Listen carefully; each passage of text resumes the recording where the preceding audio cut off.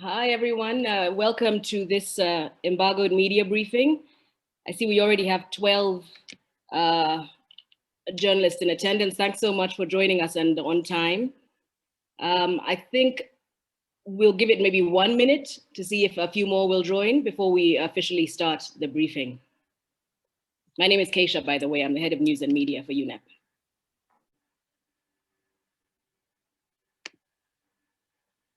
Okay, we have 15. I think that's a good enough number for us to begin. So once again, welcome to all our participants and panelists. This is an embargoed media briefing during which we will discuss two reports that focus on the global trade in used vehicles. The first of these is a new UNEP report, the first of its kind, entitled Used Vehicles and the Environment, a global overview of used light-duty vehicles, flow, scale, and regulation, and a new report by the Netherlands Human, Environment and Transport Inspectorate called Used Vehicles Exported to Africa, also a brand new report. These reports are going to be officially launched on the 26th of October at 12:45 Nairobi time. So please, we're asking your support in holding this embargo until that time. Now, before we go into the subject matter, I'd like to explain how the session will work. We'll be listening to the expert presentations. We have 3 experts to talk about these 2 reports. Each will give a presentation of 5 minutes, after which we will have a 30 to 45 minutes allocated for Q&A. With the questions, we will be taking through the Q&A option you see on your screen. You can start submitting questions in writing as soon as you would like to. Many of you have already received the embargoed materials. Please put your name and your full name and your media house and organization as you submit the question. The session is recorded, so you can ask for the recording after this session. We will also provide you with the contact details of the experts and my contact details for follow-up questions should you have any. I will now hand over to Rob de Jong, who is the head of UNEP Sustainable Mobility Unit, and he will introduce the rest of the panelists and go straight into the presentations. Rob, over to you. Thank you, Kaisha, and good morning, evening, afternoon, all of you. Okay, good morning, afternoon, evening, everybody. So my name is Rob de Jong. I'm heading the mobility team at UNEP, and I'll be introducing the broad outlines of the report that most of you have received and can receive if you want it, embargoed. After I finish speaking, I'll hand over to Jana Kumu, who is heading the Africa portfolio of the mobility work in UNEP. And after that, we'll pass on to Marietta Harjero, who works for the Environmental Inspectorate of the Ministry of Environment of the Netherlands. We'll promise to be brief so there's enough time for questions and answer session. Next slide, Moses, please. Thanks. Okay, but I can see the next slide. Can you see it also? Yes. Okay, good. So as you can see from the slides, today the global vehicle fleet is about 1.1 billion. It's about 1.1 billion in total, and this is set to grow to about 2.5 billion by 2050. So we're going to see a doubling of the global vehicle fleet, and this, of course, gives us many challenges. The first priority is, of course, to try to avoid this growth, to promote more public transport, more walking and cycling, better city designs. But even in the most successful cases, we're still going to see 1 billion vehicles being added to the global fleet. As you can also see from the illustration, almost all of this growth is coming from low and middle income countries, the light blue part. And the fleets in developed countries have basically saturated. For example, in Germany, the vehicle fleet has stopped growing and it's a replacement fleet nowadays. But in Kenya, where UNEP is headquarters, we see doubling of the fleet every 7 years at the moment. Obviously, this has major impacts on air quality. Already we have 7 premature deaths every year. And climate change, already the transport sector is responsible for 1/4 of CO2 emissions from the energy-related CO2 emissions. This is set to go to 1/3. But also has impact on the issue of circularity and recycling, road safety, and cost and economics. So the key question is, how are we going to add those 1 billion vehicles? And what does it mean for the environment? What does it mean for safety? Where will those vehicles be coming from? in the coming decades. Next slide, please. So what we find is that used vehicles, vehicles that are disposed of in developed countries and then being transported to developing countries to have a second life there, are making up a significant share of those vehicles that we're adding to the global fleet. For example, in Nigeria, 85% of vehicles added to the fleet are used vehicles. In Kenya, it's even 95%. So over the years, UNEP has been working with countries to promote programs that for a shift to low and no emissions mobility. But we found that the issue of used vehicles is increasingly important, and we found there's very little data and information available about this. So a few years ago, we decided to see if we can study this and get more details about these used vehicles. And we basically had to go to every single country, look at their customs data, and we built a whole database that displayed where are these vehicles coming from, where they're going to, and what's the quality of these vehicles. And what we found is not a good picture. It's not a pretty sight.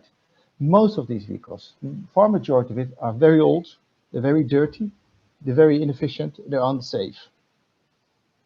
Actually, we found that from 2015 to 2018, 14 million used vehicles were exported from the main exporters, Japan, United States of America, and Europe. And you can see in this map where these are going. And you can see these exporters have succinct markets where they're exporting to. For example, Japan is exporting a lot to Southern Africa and Central Africa and Eastern Africa, while the Netherlands, sorry, well, Europe, and also the Netherlands, by the way, we hear about that more, but where Europe is exporting a lot to North and West Africa.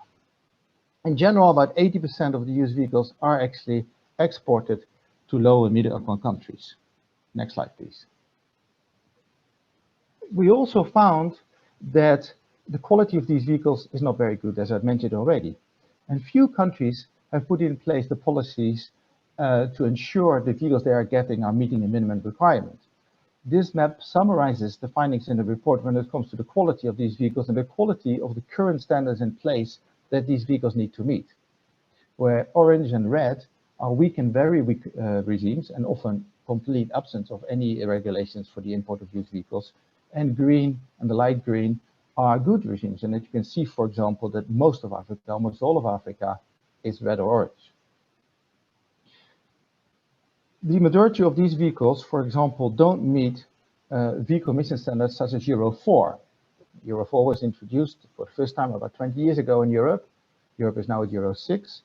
But majority of these vehicles, far majority of these vehicles, don't meet the Euro 4 vehicle emission standards. What we can also see is that some countries have put in place effective quality standards, and they are able to access advanced technologies, cleaner vehicles, safer vehicles in an affordable way. For example, countries like Ghana and Morocco on this map, you can see they're colored green, showing that they have put in place some minimum standards, and this allows them to tap in the used vehicle market and get quality vehicles rather than the very old vehicles that go to many others. Next map, please. This map shows the countries that have put in place, for example, a vehicle emission standard. And we've taken here Euro 4 as a minimum, and you can see the dark red countries do not have that emission standard for vehicles. As a result, those emissions of these vehicles can be 80 to 90% higher than those that do meet Euro 4. And we'll hear later in the presentations that when we actually did some testing of those vehicles, we found that indeed many of these vehicles exported are unroadworthy, are tampered with, have key environment and safety equipment missing. The majority of these vehicles would not be allowed to drive around on the roads from where they're being exported from. Next one, please.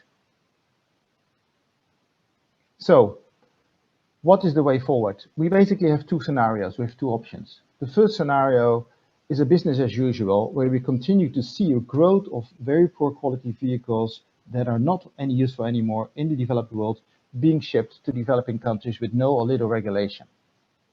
The results of this will be further air pollution, further health impact of air pollution, and we will not be able to meet the Paris Climate Agreement because emissions will continue to grow up for that 1 billion vehicles that we're adding.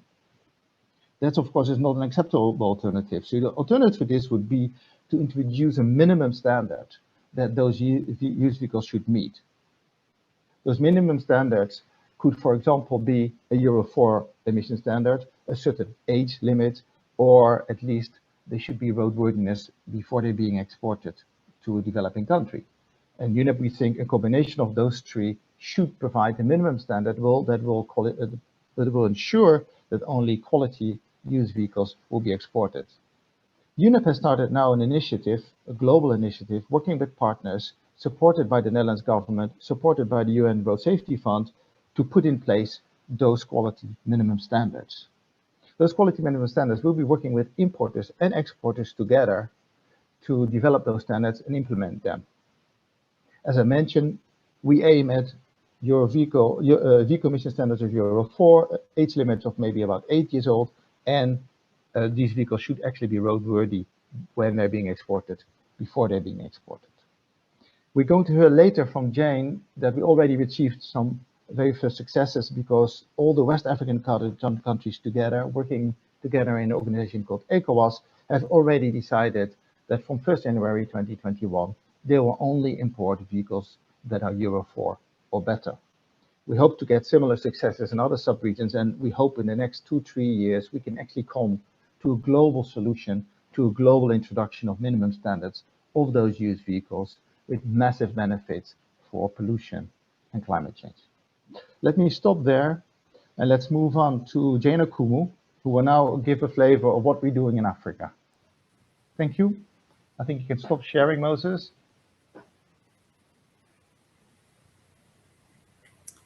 Thank you, Rob.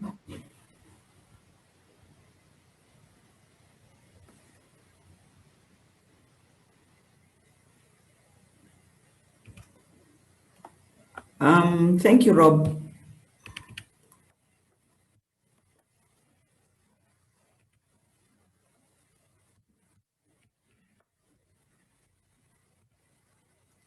Can you see my screen? Yes, Jane, we can see it. Thanks. Okay. Thank you, Rob. As Rob already presented, I'll now zoom in on Africa and talk about the case for Africa, specifically for Africa. So, as Rob mentioned, used vehicles form the bulk of new vehicle registrations in Africa.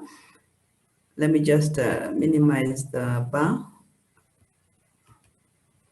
Yeah, so used vehicles form the bulk of vehicle registrations in Africa. This is the example of Nigeria, where 95% of new vehicle registrations are actually used. It's the same case as you already mentioned in Kenya.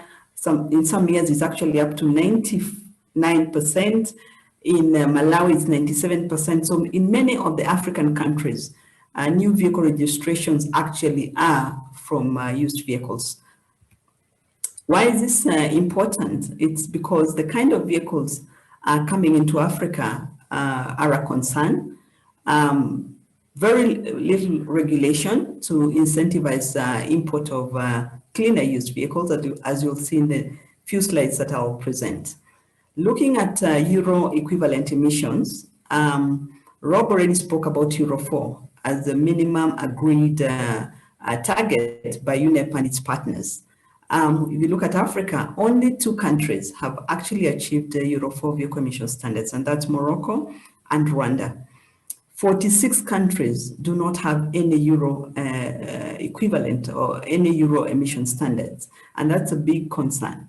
If you look at the graph on your left, it's an example of vehicles in Accra, Ghana. This was in 2013, and you can see the bulk of the vehicles in Accra were actually Euro 1, while an example of Sheffield in the UK, the bulk of the vehicles were Euro 4, Euro 5 emission standards. And of course, this is a main concern when it comes to pollution. Many of the African countries prefer an age-based regulation because it's easier to administer. But again, this is still not adequate. 20 countries have an age-based regulation, and only 9 have 9 years and below. Of the 20 countries, of the remaining 20 countries, majority have very relaxed age regulations. For example, the DR Congo the age limit is 20 years, which is a big concern. 30 countries do not have any age regulation. So we've seen some do not have Euro emission standards, some, the bulk also do not have any vehicle age limitation. The graph on your right shows a study that we did with Uganda to look at the kind of vehicles coming in. And they removed an age-based regulation in the early 2000s, which was 8 years, equivalent to Kenya, and introduced an environmental levy, which actually was incentivizing the import of very old vehicles. This is the same example of even Zimbabwe in the report. And in 2017, you can see the average age of a diesel vehicle imported into Uganda was actually over 20 years. And that's when it's starting its life in the sub-region, which is a big concern. So as a result, many of the countries, actually 35 of the African countries, have been ranked as having very weak regulatory framework to support the import of used vehicles. And only 2 countries have good to very good, only 10 countries have good to very good regulatory policies to attract at least some clean used vehicles. Yes, there's been some work that has been ongoing. UNEP and our partners, we've been supporting countries, sub-regions to look at the kind of fuels, to look at the kind of vehicles that are coming into the sub-region, mainly to reduce emissions, as Rob already mentioned, global and local emission. And last month, the ECOWAS sub-region, 15 countries in the West Africa sub-region, did adopt a harmonized standard on minimum Euro 4 vehicle emission standards starting from 1st January next year. And that's the first sub-region in Africa to actually look at fuels and vehicles as a system. So they also introduced or adapted Euro 4 equivalent fuels from 1st of January next year. The East Africa sub-region already implemented clean fuels, Euro 4 equivalent fuels from 2015. And the sub-region is currently looking at finalizing the draft vehicle emission standards, also Euro 4. We are also in supporting the Southern African countries and also some of the Central African countries. So we're seeing some good progress coming in the sub-region. This is the last slide. What have we learned is that countries that have good policies have been able to incentivize the import of cleaner used vehicles. For example, Mauritius, that has a 3-year age limit.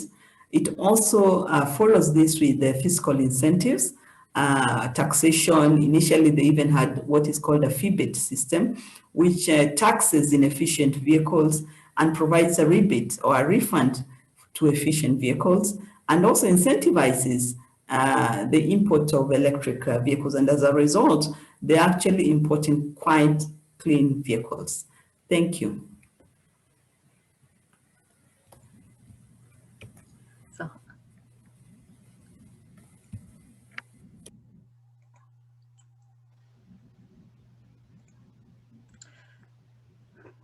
thank you, Jane. Can everyone see my screen? Yes, Marietta, we can see it. Thank you. Excellent. Okay. Hello, good day, everyone. Thanks for sharing this session. Yes, what you can see here is the front cover of our report, which was talked about. If you don't have it, please send us an email. We'll make sure you have. We'll send it to you after this session. I would like to say a few words like why actually did the Inspectorate from the Netherlands do a study on used vehicles export? Well, basically there are 2 reasons. And the first reason is that in 2018, we already published a report which was about fuels blended in the Netherlands for West Africa. And since fuel quality together with the vehicle quality together determine the level of pollution and emissions, we thought it would be a good follow-up step to also assess the quality of our export fleet going to Africa. But I think the second reason is actually even more important. We always intended to take a proactive approach when it comes to the matter of vehicles. I think I have to explain that a little bit. We as an inspectorate organization, we need to enforce the EU waste shipment regulation, which means if it comes to vehicles that we have to make sure that end-of-life vehicles, RECs, do not get exported to non-OECD countries like African countries unless they are decontaminated. So this brings us to the ports, our inspectors together with customs officers. This brings us to the ports where actually hundreds, sometimes thousands of vehicles are queuing for export.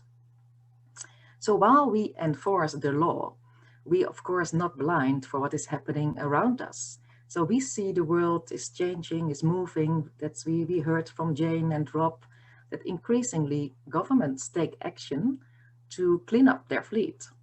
And we saw the example of ECOWAS. And since we knew that the region was moving towards better standards, we felt like a strong need to actually look at our own export fleet and to assess how the quality of the vehicles actually compare to the new import limits. And on top of that, we would want to know, like, how can we adjust our legal instruments to be supportive of the global trends towards cleaner fleets. So our study, it was almost a 2-year study, involved a desk study and a 3-day field inspection. The desk study was about combining data from customs on the one hand and with data from the vehicle register. And it sounds like a very simple thing actually, but I can tell you that our analyst had it was a very challenging task to get on vehicle level to match this information. But you can read everything about that in the report. And then we did as well a 3-day field inspection together with the vehicle experts of the Netherlands Vehicle Authority. I'll jump immediately to the main finding of our report. There are many more findings in the report, but the main finding of our report is that an estimate of over 80% of the vehicles that are currently exported from the Netherlands to African countries do not match with the new import restrictions of the ECOWAS countries. So I think what was already mentioned by Rob and Jane, when we look at the Euro 4 class, which is import restriction from the ECOWAS countries, we saw actually that most of the exports from the Netherlands are actually Euro 3, Euro 2, Euro 1, even Euro 0, with an exception of Ghana. And that also has to do with what Jane already mentioned. If you have stricter limits, actually you can see as well that the export flow is getting better, younger. We also looked at the age of the vehicles, and maybe you can see here, just to give an example, a quarter of the vehicles exported to Nigeria have an age of 19.6 years and older. And then because we had this information from the vehicle register, we were also able to see whether those vehicles exported actually carry a roadworthiness certificate. And in the light blue means that it's invalid. It means that they are not roadworthy at the moment of export. Very quickly, we also looked at mileage, but to many more things. But we saw that the average mileage of light-duty vehicles was over 200,000 kilometers, with heavy-duty vehicles having higher mileage, 300,000, but also we saw over 600, 800,000 kilometers on the odometer. And as I said, we did additionally to the desk study, we did a field inspection, and the results of the field inspection actually confirm the findings of our desk study. But the beauty, of course, of testing the vehicles is actually that you can do things that a paper desk work can never do. You can go out and you can actually test the emissions. And we tested the emissions of diesel vehicles and of petrol vehicles.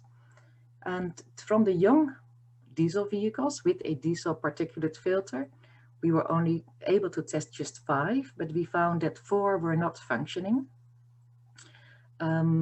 Which is, of course, it's just very small number, and more inspections would be needed to get like a representative picture, but it's also like a worrying thing that even also the younger vehicles exported, there's an indication that their soot filter doesn't work. That could be a reason to also, before they're exported, actually test those emissions. When we go to the petrol vehicles, we were able to test many more. And we saw that 1 out of 5, more about, did not work. There were like problems with the emissions. The diesel, for example, the exhaust pipe was leaking, or the catalytic converter did not function well, or it was even removed. You can see this is an example of what was actually left of a catalytic converter from a German car, a BMW from 1998, and we found several cases, especially German cars, that had their catalytic converter removed. I come to my last slide. I would like to conclude with saying that I believe, but as far as we know, that we are the only European country who actually carried out an in-depth study about the quality of the composition of the fleet exported. But exports from other European countries are bigger, and we believe not of any better quality. And since cars are moving crossing borders so easily, we believe this needs to be addressed at the European level, and we believe that European countries need to work closely together with African countries. And so we are happy to see that UNEP is actually starting this new program, because we believe that joint and harmonized action actually is very necessary between the importing and exporting countries. I'll leave it till here, and thanks for your attention. Thank you so much to the 3 experts and our panelists. We already have a few questions, so I'll get straight into those. We want to try, you'll forgive us, this is all kind of new to us, so I want to try to allow you, Brad, to ask your question orally. You had a question about the affordability. Brad Plumer from the New York Times. I think that should be directed to Rob. Carlotta, can you see if you can unmute Brad, please? Hey, thanks so much. Can you hear me okay? Yes, we can hear you clearly. Okay. So yeah, I just wanted to ask about whether there were potential trade-offs here, and whether tighter restrictions on age or emissions could potentially limit the availability of cars that get exported to places like Africa, or whether it could affect price or affordability. I know in the Q&A you sent, you said basically the answer is no, but I was wondering if you could just sort of elaborate on this a bit. And thank you so much for doing this. Okay, Brad, thank you for your question. Can you hear me? I can, yes. Yes, very good morning, very early morning, I guess, for you. So we don't think it will have a major impact, but we're not 100% sure because we haven't done this worldwide. But the reason that we think it will not have a major impact is the following. First, we need to recognize that those old vehicles are already much more expensive to run. They use more fuel, they use more oil, they use more spare parts, so the consumer is already paying more to run those vehicles.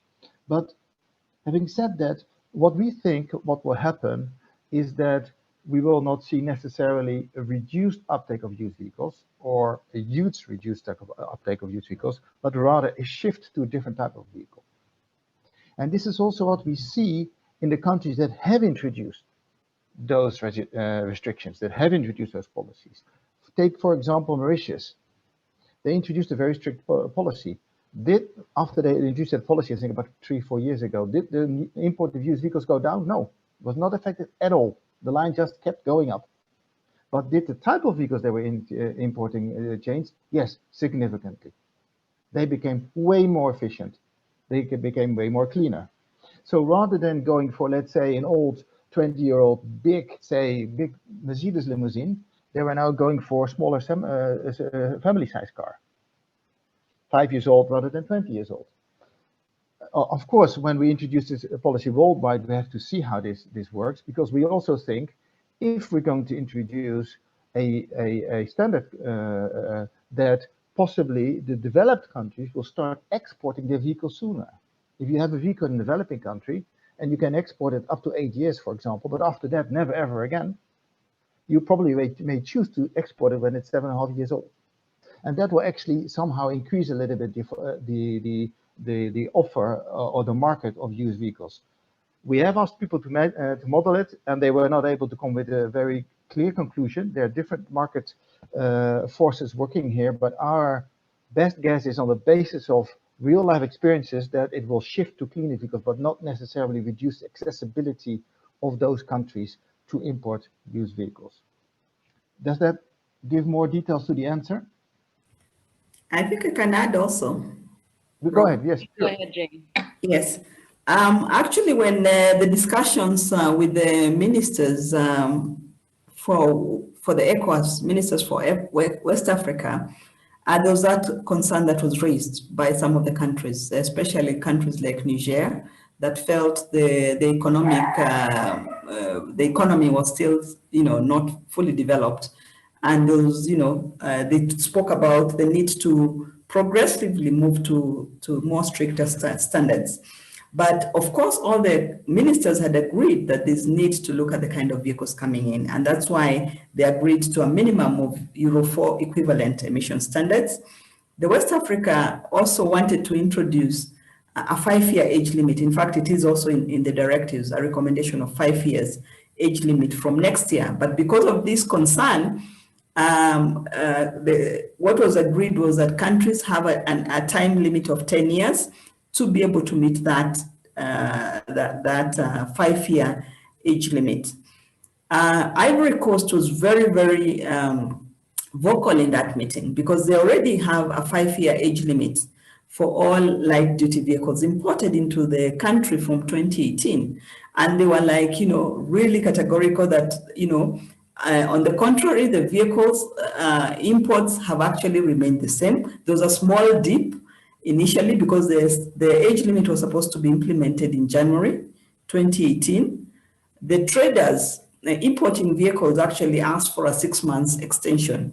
And during that 6 months extension, the country saw a lot of import of very old vehicles, to be able to beat the July deadline. So after the July, when the age limit became effective from July 2018, they saw a small dip in vehicle imports. But after that, it's come back, and the government is happy because the kind of vehicles coming into the country now are really good, clean vehicles. It's the same argument, maybe just to also give one more example of Kenya, where the government also looked at the kind of, before they came to an 8-year age limit, a lot of the spare parts, there's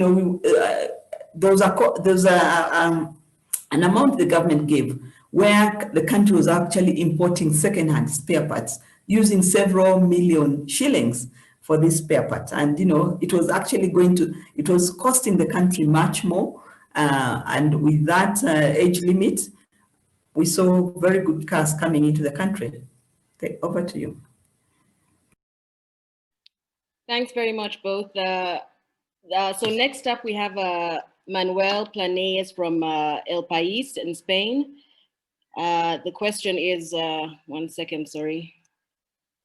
The question is, what is the role of China? Is China an exporter or an importer? Once again, I'll go to Rob and Jane for this. As you can see from our report, China is blanked out with a lot of other countries, which means we haven't studied them. The reason for that is that China has banned the import of used vehicles. Until very recently, China has also banned the export of used vehicles.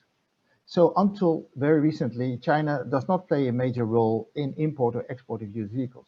However, this is possibly going to change because China recently has relaxed its rules and is now starting to allow export of used vehicles. This even makes it more important for the importing countries to put a quality standard right now, before even a lot of Chinese used vehicles will enter the markets together with the other major exporters. At this moment, that is not the case. I think that answers the question. Yeah, maybe just to give a date, it's only until December 2019 that China allowed the export of used vehicles. Did not allow. Yeah, it did not allow until December last year. So maybe just to, when it comes to China, what I see in Africa, just to give a perspective on Africa, they are in a few countries putting up assembly plants. So China is actually playing a role when it comes to assembly. In Ethiopia, in Egypt, where they are putting new vehicle assembly. But again, the need to have vehicle emission standards is very, very clear, because some of these new vehicles being assembled, I would not say that, they meet the Euro equivalent, Euro 4 equivalent emission standards, or any Euro equivalent standards. Thank you. Over to you. Okay, thanks both. Manuel, my apologies. I forgot to unmute you, to ask Carlotta to unmute you. The next question is from Caroline O'Doherty from the Irish Independent, who has two questions. One is about the origin of the countries, and one is for Marietta about the Netherlands record. So Carlotta, could you please unmute Caroline?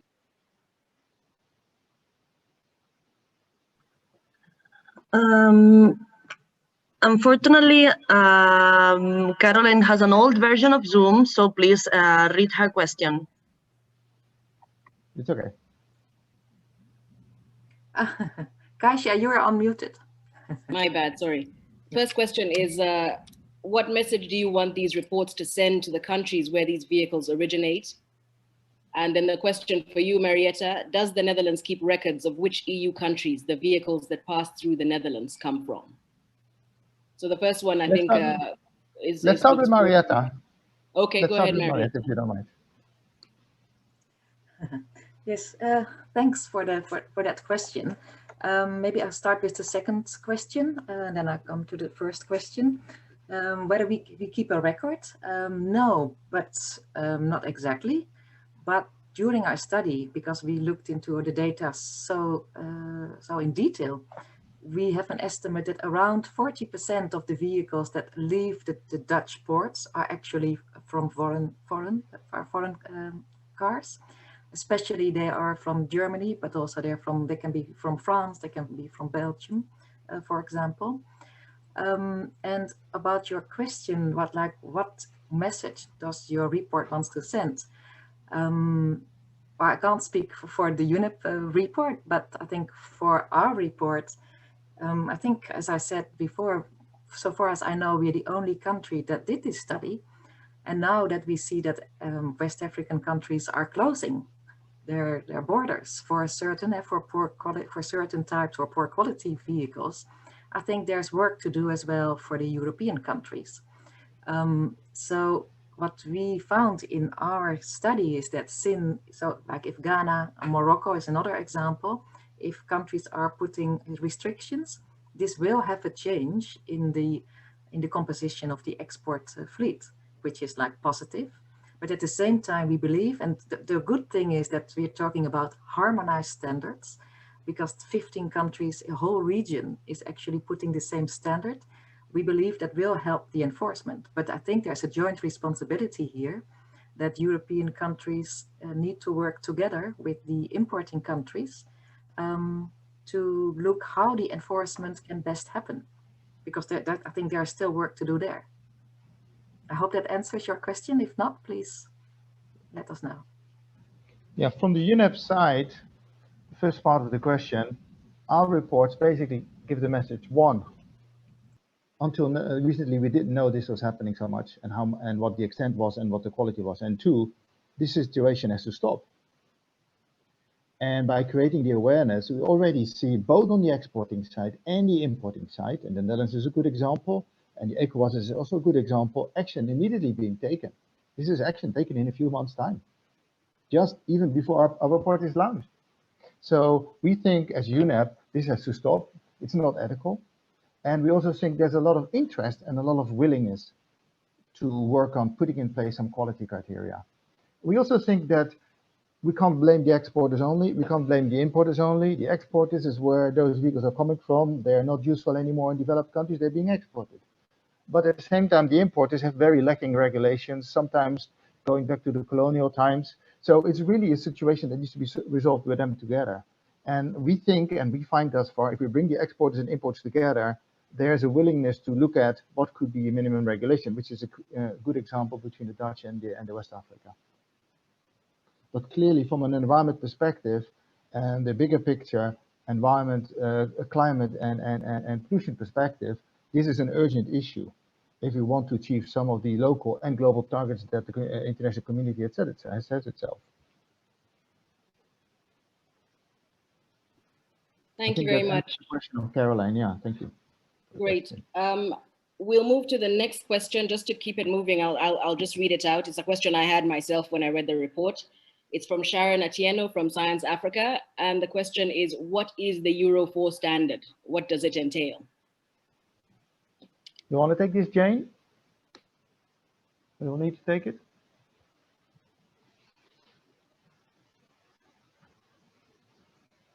Can you still hear me? Jane? Yes, I can. Yes, I can. Euro 4 vehicle emission standards, what has happened is that I think even the best person to answer this would be Marietta. But in Europe, within the EU, they've realized, of course, they did a lot of studies to show that vehicles emissions are impacting on health, on climate, on air pollution in cities. So over the years, vehicle manufacturers have been given tighter and tighter standards to be able to produce their vehicles. So starting from Euro 1 to Euro 2 over the years, tightening the standards, tightening the emissions. Euro 4 requires emission control technologies to be installed in the vehicles, particulate diesel filters to be installed because of the small particles, especially for diesel vehicles. They emit very small particles, particulate matter, that is harmful to health. We're able to, when you breathe it, it's one of the main causes of lung cancer, actually, heart attacks, strokes. Almost all parts of the body is actually affected by these small particles. Some you do not see. The bigger particles, what you see in some of the vehicles, that suits. Some of it you're just able to sneeze out, it doesn't go deep into the system, into the bloodstream. So Euro 4 is where these small particles are actually captured, the kind of technology that is required in the vehicles. And as Rob already mentioned, this kind of technology was required in the vehicles from 2005. So all of Europe from 2005 had to fit this kind of emission technology. Over the years, again, in 2009, they had Euro 5 vehicle emission standards, with more stricter regulations now focusing on other pollutants, especially the nitrogen oxides that also still impact on health. So they've gone, now they are actually currently at Euro 6 vehicle emission standards. They are discussing Euro 7.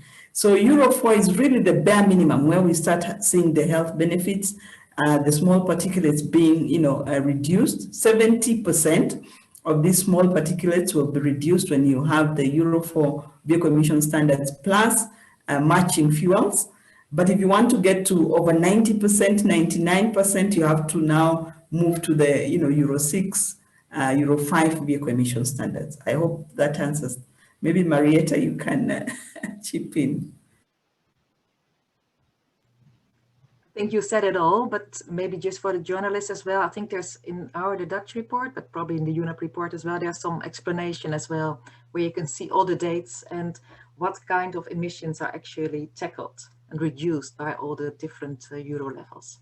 But I think Jane said it all. Yeah, I think in one sentence summary, you get a graduate improvement. And by the way, you can also have a Euro equivalent. where you have equivalent standards from the United States and Japan. It's not only Europe standard, it's a Europe standard, but you can get the equivalent. So we talk about not Euro 4, but Euro 4 equivalent, so that the same would go for vehicles exported from the United States and Japan.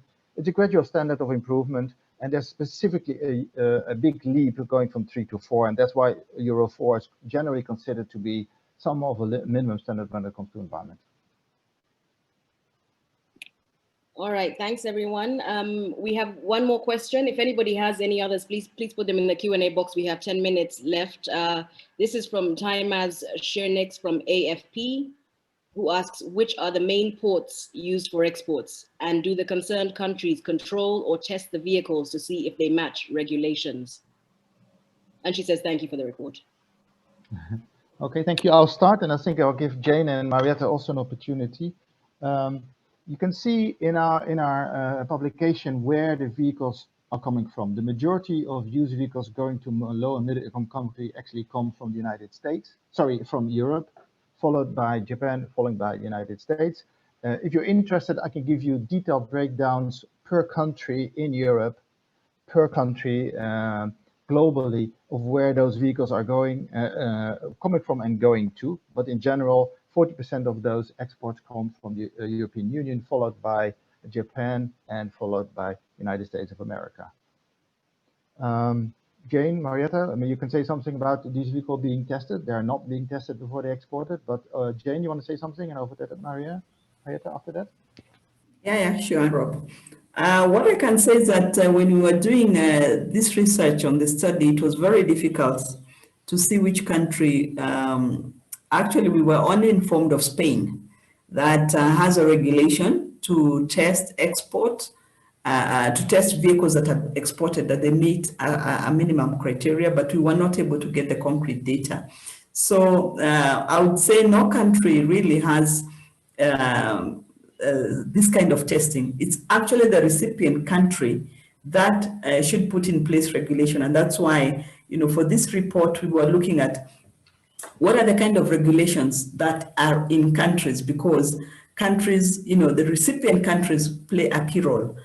For example, as already mentioned, Kenya has an 8-year rule, age restriction. So you'll find a lot of the vehicles, 97% of the vehicles imported into Kenya are just about 7 point something, 5 years. So the exporters already know the kind of regulation in the recipient country, and they try to meet just the bare minimum. So that's why one of the things that we're doing is to advocate for countries to set in place minimum regulations, minimum standards to be able to attract quite good vehicles. Yeah. Actually, maybe to add to that, Jane, actually, in this example of Jane, when you would go to the internet to buy a used vehicle, you actually cannot, if you type in you're from Kenya and you're shipping to Kenya, you cannot buy a vehicle that's older than 8 years. So the traders automatically already include on their websites, knowing which countries have put in which policies, and they only offer those vehicles that meet the policies, because they don't want to ship them back from after they've been shipped to, let's say, Mombasa port in Kenya, and they're found to not meet the 8-year standard, they would have to take them back.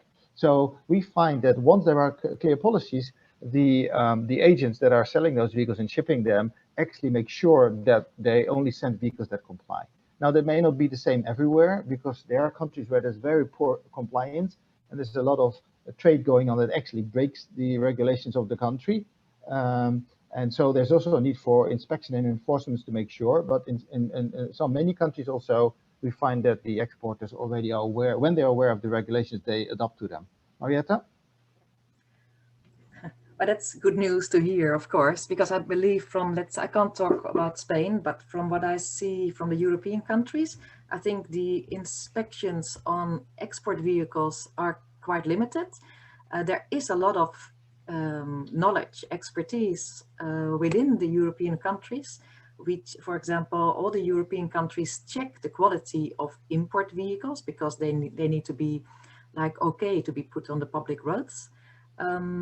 As environmental inspectorates, we can, at this moment, we can stop the worst quality when they're end-of-life vehicles. But we still have maybe the good thing as well, like everything seems to come together now. The European Union at this moment, European Commission, is actually evaluating and revising relevant legislation. And that would give more possibilities for as well for us as inspectors, but also for the other European countries to be able to stop more poor quality vehicles. If we can, for example, classify them as waste, for example, if a vehicle which is not considered roadworthy to go on the public roads in Europe, if we could classify that as waste, we can stop the export of it. And I think there was a question on what are the main ports. During our research, we looked in how are the vehicle carriers, which ports are they actually visiting, from which ports in the European countries did they lift vehicles from. But you can see there's a lot of ports actually involved in the exports. It's the Netherlands, but it's Antwerp, it's Hamburg, Tilbury. In France, we have Le Havre, we have several Spanish and Italian ports. But if someone is interested, we could give more details, information about it. Hope it answers. Thank you. I think we have one question from Duncan Mboya. Duncan, I'm afraid your second question is one for WHO. It wouldn't be appropriate for these experts to weigh in on that. But please, if Carlotta can unmute you, you can ask your initial question.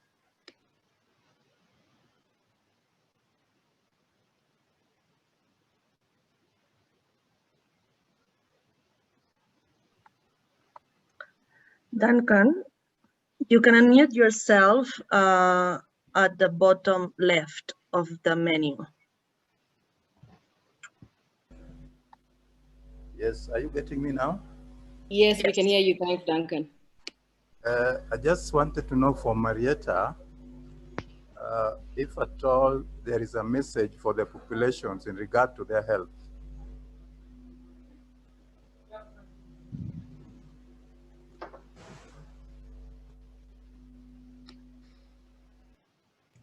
I try to capture the question. Your question is whether there is a message from our report to the people of health.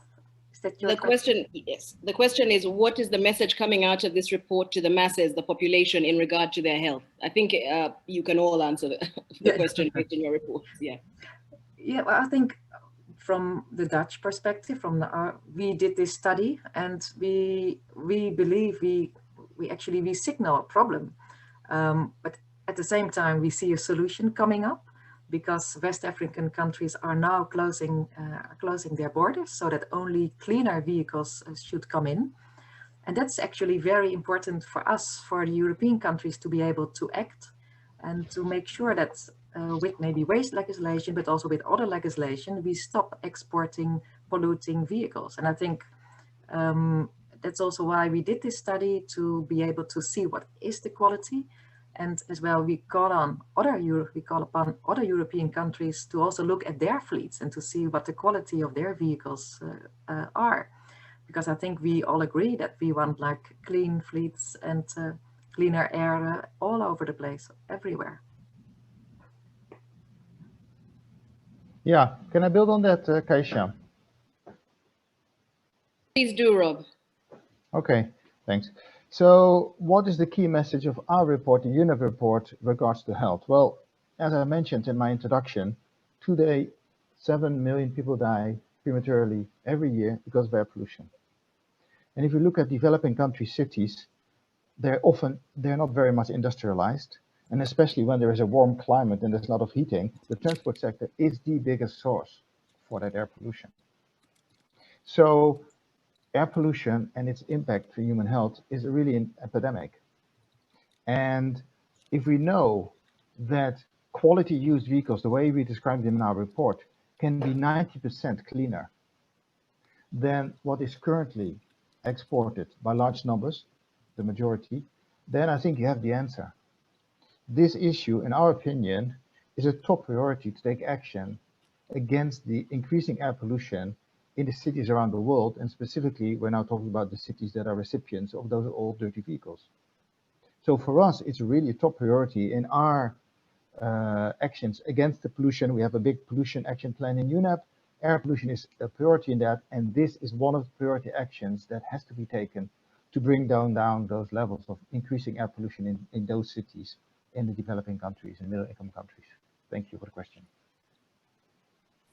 Great. I think that brings us to the end of this embargoed media briefing. Thanks so much for joining us today and for your questions. And thanks to Marietta, Jane, and Rob for these informative presentations and responses. So on Monday, 26th October, 12:45 p.m. East African time, 10:45 a.m. Central European time, we will have the official launch together with the Netherlands Inspectorate, which will feature the UNEP's Executive Director, Inge Anderson, as well as the Ghanaian and Dutch Ministers of Environment. So you'll be able to hear from the policymakers, which is who have obviously a slightly different perspective than the authors. So we hope we'll be sending a media advisory about that this evening. So let us know if you don't receive that and you'd like to get it. Also, please feel free to send questions via email to request for this recording also, and hopefully see you all on Monday. Thank you very much.